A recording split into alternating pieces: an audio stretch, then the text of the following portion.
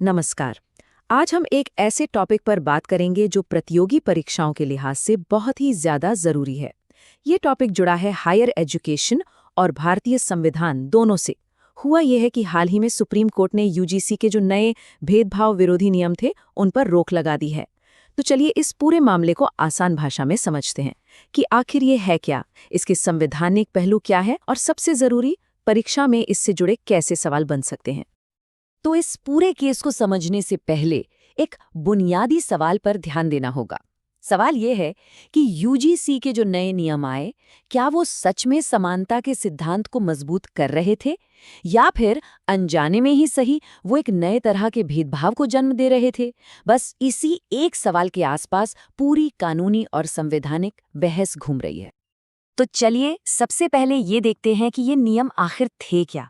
इनके अंदर ऐसे क्या क्या प्रावधान थे जिन पर सुप्रीम कोर्ट को रोक लगानी पड़ी। देखिए, इन नियमों के जरिए हर कॉलेज में एक पूरा सिस्टम बनाने का प्लान था।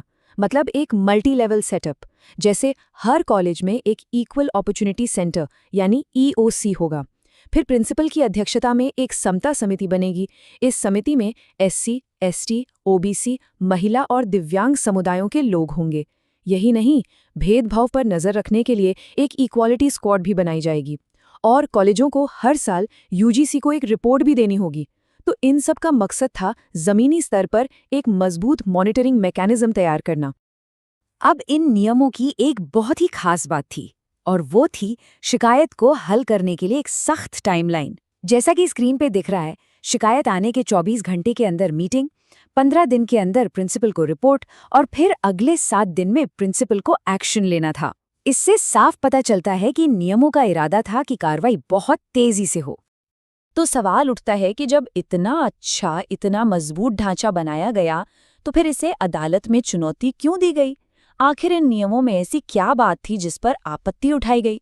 यहाँ पर केस का सबसे जरूरी पॉइंट समझना होगा। जिन्होंने केस फाइल किया उनका कहना था कि देखिए, पहले से ही एक नियम है रूल 3E जो कहता है कि किसी भी तरह का भेदभाव नहीं होगा और ये सभी नागरिकों पर लागू होता है।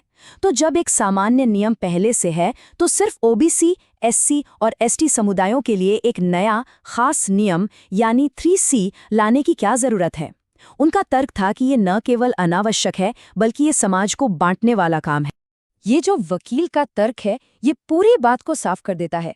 उनका कहना है कि जब आप सुरक्षा के लिए सिर्फ कुछ ग्रुप्स का नाम लेते हैं तो इससे ऐसा लगता है कि बाकी ग्रुप्स सुरक्षा के दायरे से बाहर हैं और इससे समाज में नए तरह का बंटवारा पैदा हो सकता है।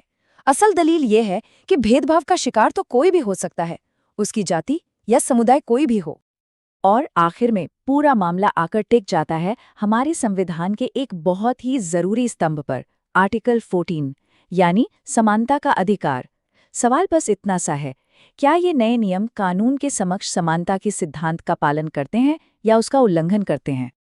तो आप देखते हैं कि जब ये सारी दलीलें सुप्रीम कोर्ट के सामने रखी गईं तो उनका क्या कहना था, कोर्ट ने क्या एक्शन लिया। कोर्ट का फैसला एकदम साफ था। उन्होंने कहा कि ये नए नियम अभी लागू नहीं होंगे, इनके लागू होने पर रोक लगा दी गई है और आदेश दिया कि फिलहाल जो पुराने 2012 के रेगुलेशंस थे वही चलते रहेंगे। और इस सुनवाई के दौरान चीफ जस्टिस ने एक बहुत ही गहरा सवाल पूछा। उन्होंने पूछा, क्या हम जाति विहीन समाज की तरफ बढ़ रहे हैं या पीछे जा रहे हैं? ये सवाल सिर्फ कानूनी नहीं था, ये इन नियमों के सामाजिक प्रभाव यानी समाज पर क्या असर पड़ेगा उसकी तरफ इशारा कर रहा था। सवाल ये था कि हमारे कानूनों का मकसद क्या होना चाहिए, समाज को जोड़ना या उसे अलग अलग वर्गों में बांटना? तो कोर्ट की बेंच ने कुछ बड़ी चिंताएं जताईं। उन्हें लगा कि इन नए नियमों से हो सकता है अनजाने में ही छात्रों के बीच अलगाव बढ़ जाए, जैसे कि अलग अलग छात्र हॉस्टल की बात उठने लगे। कोर्ट ने इस बात पर जोर दिया कि हमें समाज और देश में एकता लाने के लिए काम करना चाहिए और ये भी संकेत दिया कि हो सकता है इस मामले को ठीक से जांचने के लिए एक विशेषज्ञ समिति बनाई जाए। अच्छा, तो अब नियमों पर रोक लग गई है, तो आगे क्या? इस केस का भविष्य क्या है? चलिए देखते हैं। इस टाइमलाइन से पूरी पिक्चर क्लियर हो जाती है। देखिए, 29 जनवरी को सुप्रीम कोर्ट में सुनवाई शुरू हुई और रोक का आदेश आ गया। अभी की स्थिति ये है कि नए यूजीसी रेगुलेशंस होल्ड पर हैं और 2012 के पुराने नियम ही लागू हैं। अगली सुनवाई की तारीख है 19 मार्च। उस दिन केंद्र सरकार और यूजीसी को अपना जवाब दाखिल करना है। चलिए अब आते हैं इस टॉपिक के सबसे ज़रूरी हिस्से पर, यानी परीक्षाओं के लिए हमें क्या-क्या याद रखना है। इन सारी बातों में से वो मुख्य बिंदु निकालते हैं जो सीधे सीधे परीक्षा में पूछे जा सकते हैं। इस पूरे केस की जो नींव है वो है अनुच्छेद 14, यानी समानता का अधिकार। ये एक मौलिक अधिकार है और परीक्षा के लिए इससे ज़रूरी शायद ही कुछ हो। इसमें 2 बातें हैं, याद रखिएगा। विधि के समक्ष समता, यानी कानून के सामने सब बराबर, और विधियों का समान संरक्षण, यानी कानून का सबको समान संरक्षण मिलेगा। इस अनुच्छेद का मतलब है कि धर्म, जाति, लिंग या जन्मस्थान के आधार पर भेदभाव नहीं किया जा सकता। तो अब जल्दी से रिवीजन के लिए ये 5 वन-लाइनर्स बिल्कुल दिमाग में बिठा लीजिए। नंबर 1, सुप्रीम कोर्ट ने यूजीसी के नए भेदभाव विरोधी नियमों पर रोक लगा दी है। क्यों? क्योंकि उन्हें लगा कि ये अनुच्छेद 14 के खिलाफ हो सकते हैं। नंबर 2, केस करने वालों का तर्क था कि ये नियम खुद भेदभाव करते हैं, क्योंकि ये सिर्फ SC, ST, OBC पर फोकस करते हैं। नंबर 3, जब तक रोक है, यूजीसी के 2012 वाले पुराने नियम ही लागू रहेंगे। नंबर 4, ये मामला न्यायिक समीक्षा या जुडिशियल रिव्यू का एक बेहतरीन उदाहरण है। परीक्षा के लिए ये टर्म बहुत ज़रूरी है। और नंबर 5, अगली सुनवाई 19 मार्च को है, जिसमें सरकार और यूजीसी अपना जवाब देंगे। और आखिर में ये पूरा केस हम सबके सामने एक बड़ा सवाल छोड़ जाता है।